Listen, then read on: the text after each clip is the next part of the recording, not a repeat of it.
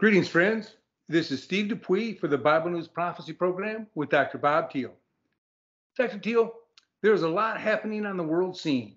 We just got over the COVID-19 issues when Russia and Ukraine get into a military conflict. Europe is trying to cement trade relationships with other countries around the world, and China seems to be poised to be the next world economic superpower. Will you start by giving us an update on China's superpower status? Well, China has been growing. It's considered to be the second largest economy in the world. Of course, if you put the European Union together, they're actually bigger. But in certain respects, the Chinese economy is actually bigger than the United States.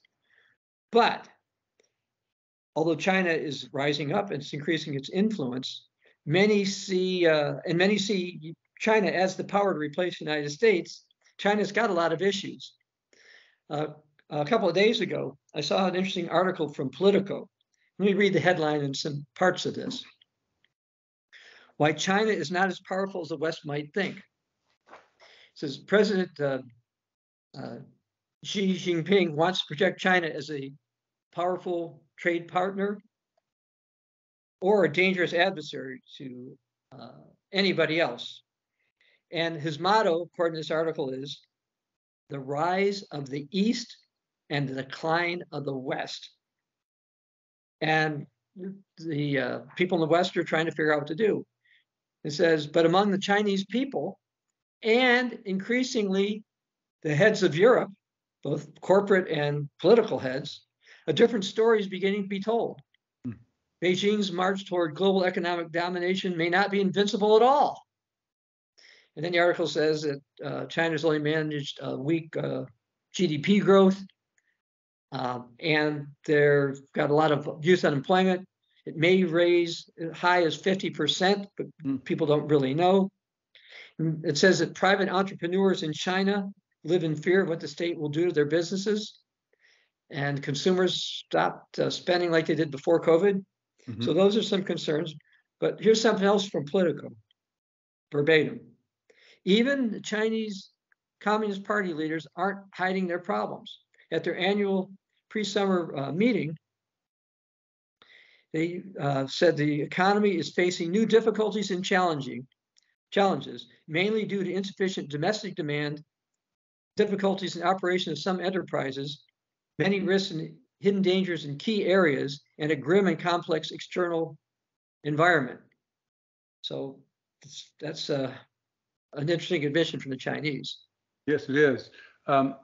Well, could China's possible economic downturn be an economic upturn for the United States and or other countries? Well, yes. Actually, a bunch of companies in Asia, for example, have taken advantage of certain trade frictions between the United States and China to fill some things in. But then you've got people like the EU Commission President Ursula von der Leyen, as well as US President Joe Biden. They're talking about de-risking from China. I've got another article that says the peril of linking too closely to the Chinese economy even hit home for Germany's Chancellor Olaf Scholz. And basically what they're taking a look at is, what do we do about this? And should more companies no longer do business in China? And so there are other concerns about China in the West, and particularly in Europe. A few weeks ago, by the way, Politico had a different article. It says, Europe tries to win Latin America back from China. And so they're de-risking from China as they're trying to go into Latin America. They've had meetings with Brazil's President da Silva and over in Argentina, Alberto Fernandez. They actually met in Brussels. And there was actually a summit there for the community of Latin and Caribbean states. So let me read more from this other political article. The EU sees a clear strategic need to step up engagement with the region thanks to China. Latin America, the Caribbean, and Europe need each other more than ever before, according to who? European Commission President Ursula von der Leyen. She said in Brussels. And she also said the world is taking a hard impact for Russian aggression against Ukraine, and this happens against the backdrop of China's growing assertiveness abroad. Do you agree with the view that the Russia-Ukraine conflict is having a hard impact on the world that may help the global economies? Yes. You've got food disruptions because Ukraine was a big supplier of barley, wheat, cooking oils. Russia also, for some of those things, plus Russia is a big supplier of components for fertilizer. Then you've got things like lithium. And the European Union gets 97% of its lithium from China. And so they're trying to figure out other sources. And they're also concerned that China's growing influence in Latin America is a big concern. That's from the Czech Republic. I want to read something else from another political article. It says, Latin America and Caribbean was not a priority for Europe, according to Argentina's Undersecretary for Latin and Caribbean Affairs. But we do appreciate that Europe is coming back to Latin America and the Caribbean. We don't want to limit that comeback just to the consequences of war. And basically, they're pushing what they call a partnership for a new generation. Well, then both sides seem happy with the prospect of an economic partnership. Would you agree with that? Yes. Yeah, that's the case. Now, I've written for quite a few years that Latin America was going to mainly align with Europe. And, we've got Ursula von der Leyen trying to make deals over there as well.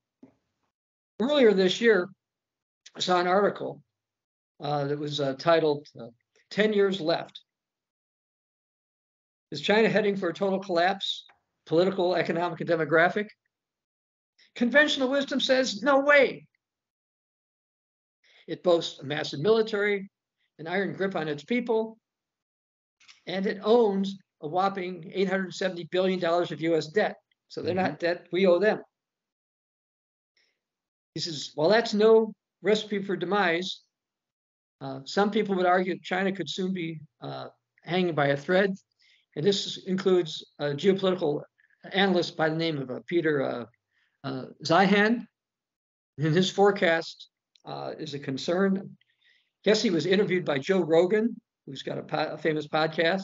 He predicted that the People's Republic of China would collapse in 10 years. And said Joe Rogan was kind of shocked by that. Mm-hmm. And he mentioned that the country's exports dropped 9.9% in December 2022. And that there's a slowdown. And they're also losing people. Now, of course, China's got lots of people. So I'll read something directly from this report. China's population is getting older fast. People are aging, retiring. There's fewer working age individuals coming to support them.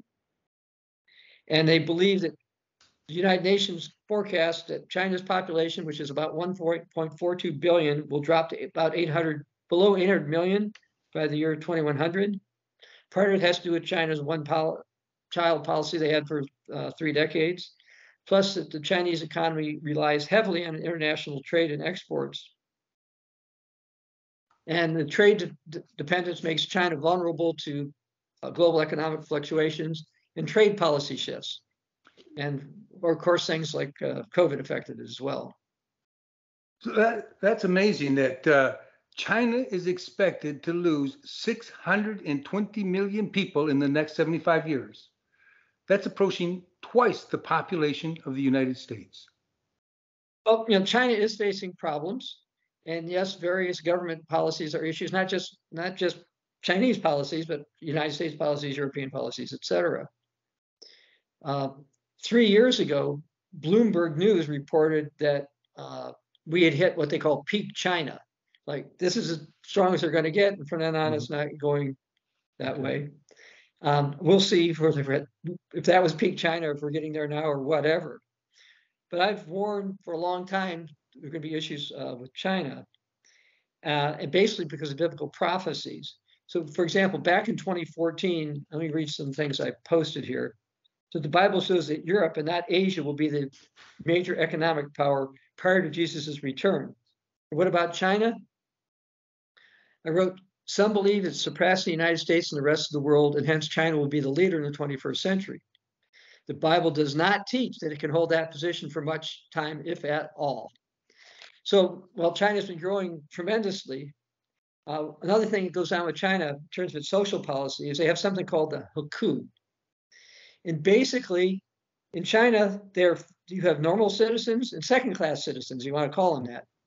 Okay. The second-class citizens are basically the rural people, and even if they move into the city, their kids don't get the same education. They don't have the same opportunities, and this is a problem. The hukou determines where your kids can go to school, where you can own a house, and where you're supposed to get health care, jobs, loans, etc. And they've done this for a long time, and we keep seeing more and more issues. Some in China don't like this. Mm-hmm. They see wealth in certain spots, say, hey, how come we can't have it? And remember, there was a Chinese Communist Party revolution back in the 1940s, partially because they thought the emperor and stuff, they had all the money and they didn't have it. So I'm not saying we're going to have it quite like that, but certainly what's going on has the potential to change the order over there. And then there's an issue they call it China's left behind children. This talks about families where one or both parents move away, mostly basically as migrant workers in big cities. And there were supposedly 13 million of them back in 2020. Now, only 3 years later, now they say it's around 70 million. Wow. So you've got this disruption, families being separated, the hukou system. And so there are issues. And so people think they should have the same rights. If you're Chinese and I'm Chinese, how come you get to have this and I don't? Mm-hmm. Envy is a really big thing. And I think problems in China are going to slow them down and actually give Europe an opportunity to rise up. Now, the Bible says that the trading nations of the world, by the way, will prosper from Babylon, and that would include China. For example, in Revelation chapter 18, verse 3, it says, for all the nations have drunk of the wrath of her fornication. The kings of the earth have committed fornication with her, and the merchants of the earth, that would include China, have become rich to the abundance of her luxury. Then we've got a prophecy that says, Javan, Tubal, and Meshach were your traders. Now, this would include the Asians, including the Chinese. They bartered human lives and vessels of bronze for your merchandise. So we're going to see slavery. Those from the house of Togarmah traded for your wares with horses, steeds, and mules. That's Ezekiel 27, verses 13 to 14. Okay. Well, Dr. Thiel, you have mentioned the Russian-Ukraine conflict, the downward trend of China, and the upward trend of Europe's influence with Latin America. So here's my question. Is all this the result of God, Satan, or merely the result of time and chance? Well, God himself knew what was going to happen. And we know this, for example, in Isaiah chapter 46. And I'd like to start reading in verse 9. Remember the former things of old, for I am God and there's no other. I am God and there's none like me, declaring the end from the beginning and from ancient times the things that are not yet done, saying, my counsel will stand and I'll do all my pleasure. Verse 11, calling a bird of prey from the east, the man who executes my counsel from a far country. Indeed, I've spoken it, I'll bring it to pass, I purpose it, and I will also do it. The reality is that merchandising Asia, which, by the way, places like Javan, Tubal, Meshach, whatever, as the world's most populous region, is prophesied to attain wealth from a restored European empire. But the Bible does not show that China or power from Asia is going to be the most powerful nation at the time. It may well be because of debt defaults by places like the United States, internal unrest, etc., that China won't have the abilities to lead the world as centuries it hopes.